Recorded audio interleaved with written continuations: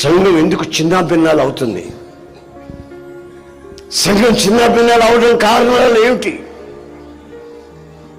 సంఘంలో ఒక దైవజనుడికి వాల్యూ లేకపోవడం ఏమిటి?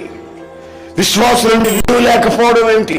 పరిశుద్ధ పౌరులు అంటున్నారు తెలిసిన, సంఘమా, సంఘస్థులారా, నా కిరీటమైన నా సంతోషమైన మీరే కదా. నా కిరీటమైన నా సంతోషమైన సంఘస్థులారా మీరే కదా. సంఘం అంటేనే మన ప్రాణం, సంఘం అంటేనే మనకు కిరీటం. ఆ సంఘం లేకపోతే ఏమన్నా ప్రయోజనం ఉందా? ఇప్పుడు నా సంఘాన్ని నేను ఎప్పుడు చిన్న మాట కూడా అనలేను. ఎందుకంటే ఒక పాడి కొండలాంటిది సంఘం.